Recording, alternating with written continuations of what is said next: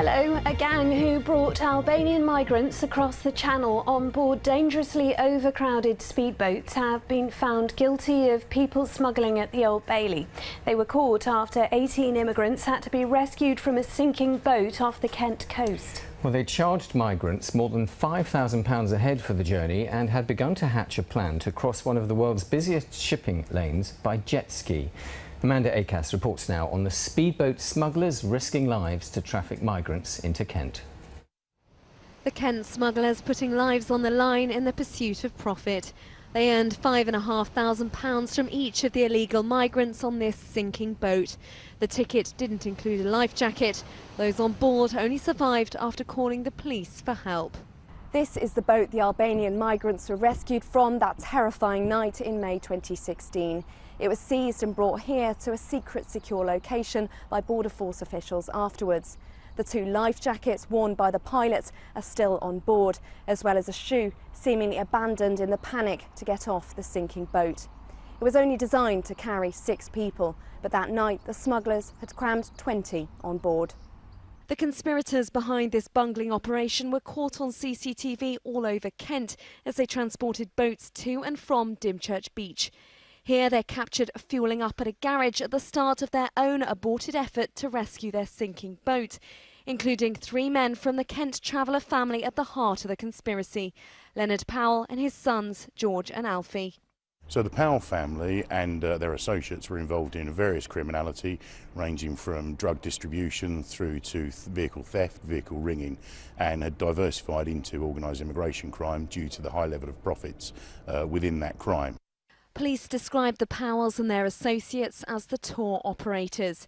Their 2 Albanian partners were the travel agents, responsible for finding the migrant customers.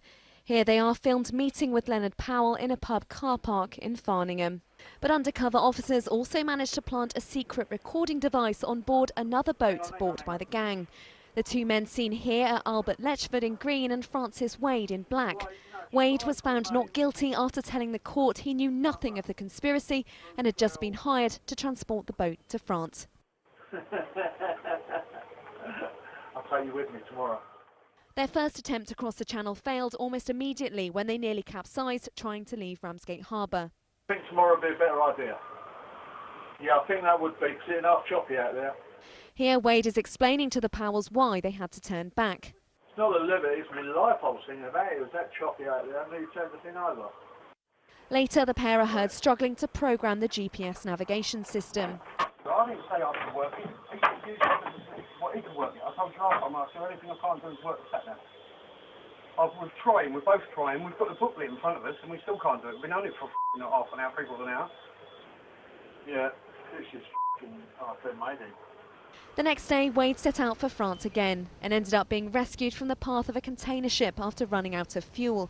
He told the jury he broke down on purpose after getting suspicious about why he'd really been hired. Altogether, the gang made 4 attempts to bring migrants from a beach near Calais to Dymchurch between May and July 2016. Police believe they only actually succeeded once. Of the other boats, 1 turned back and 2 had to be rescued. Boats like this one can travel as fast as 50 miles an hour when they've got few passengers on board.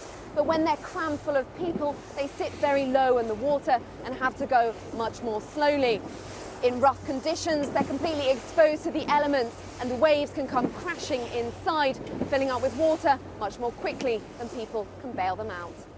Put it into perspective from the first incident, carrying 18 migrants across the English Channel without any life jackets, suitable clothing, middle of the night in poor weather conditions is pretty reckless from any perspective of human life. It was only the quick actions of my team which saved their lives that evening. As well as Francis Wade, another defendant, Anne Viles, was also found not guilty. The 6 convicted today will be sentenced at the Old Bailey in September, alongside George Powell, who had already pleaded guilty.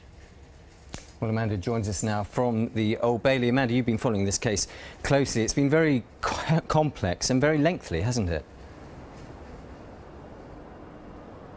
Yes, so the trial lasted for 9 weeks and then it took the jury 5 days to consider their verdicts. Now, no one was denying that a people smuggling conspiracy existed, but the defendants on trial here at the Old Bailey all said they didn't know anything about it and had been acting in ignorance. Most were members of the Kent traveller community, many connected by ties of family and friendship. Most knew Leonard Powell, for example, as Uncle Len.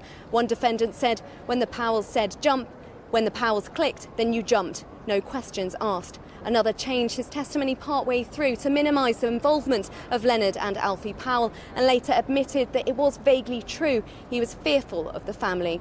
The maximum sentence for these crimes is 14 years. The judge says he needs some time to consider his decision. Amanda, thanks very much indeed.